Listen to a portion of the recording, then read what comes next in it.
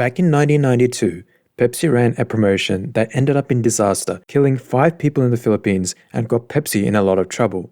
At the time, the go-to drink for Filipinos was Coca-Cola, who pretty much dominated with 83% of market share. For Pepsi though, it was looking bleak. They were on the decline and had to find ways to improve their sales. So Pepsi had this bright idea to launch a marketing promotion that they called the Number Fever. The idea was that you buy a bottle of Pepsi or any of the other Pepsi brands and then keep the bottle cap. And behind the bottle cap is a 3-digit number and a security code. And you win prizes if your number is announced. Daily prizes normally were pretty small, like about 100 pesos, which is about $4. But the main attraction was the grand prize, 1,000,000 pesos, about $40,000 in 1992. What made it even more special was that the grand prize was reserved for special dates and only 2 bottle caps will have the matching number. For many Filipinos, this would be a ticket out of poverty for the cost of a Pepsi. Soon, Pepsi ads were all over newspapers, radio, and TV across all 7,000 islands, promising Filipinos that today you could be a millionaire. And it worked.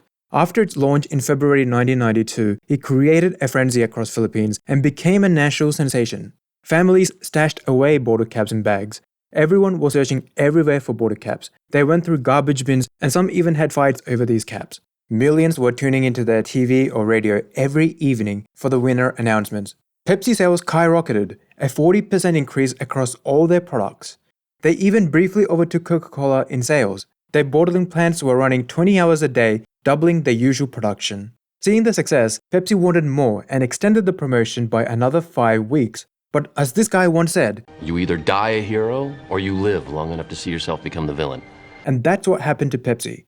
It's the evening of May 25th. Over 70% of Filipinos gathered around the radio and TV for the reveal of the grand prize winner in the evening news. And then, the winning bottle cap number was finally revealed.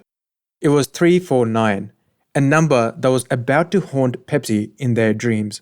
Thousands of people across the country started celebrating, thinking they have just become millionaires. Some even thought they have become multimillionaires, as they had dozens of caps with the number 349. But sadly, that wasn't the case. Pepsi made a huge mistake.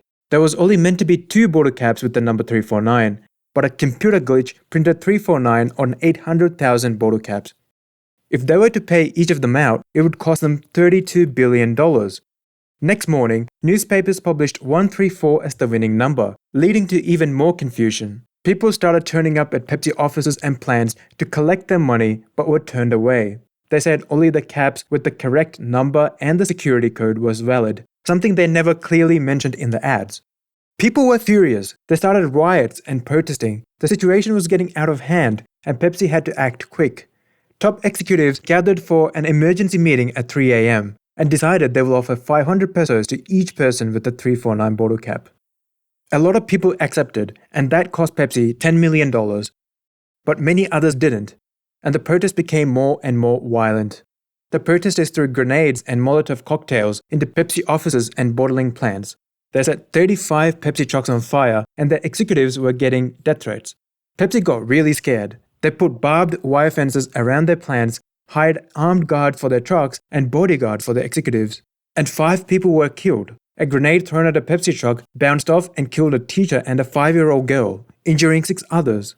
3 Pepsi employees were killed after a grenade was thrown into a warehouse.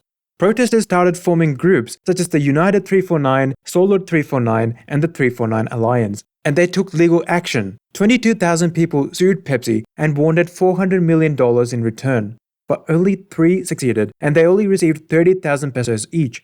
The Philippine Supreme Court ruled that Pepsi was not responsible for the incorrect bottle caps or for damages. Instead, they had to pay 150,000 pesos in fines, which was peanuts for them, since they breached the approved promotional guidelines. What was meant to boost Pepsi sales rather ended in people boycotting Pepsi and its brands. Pepsi's image in the Philippines was tarnished, and it will take a long time before Pepsi recovered. The real winner of all this fiasco was obviously Coca-Cola. They literally had to do nothing and still remains the market leader in Philippines.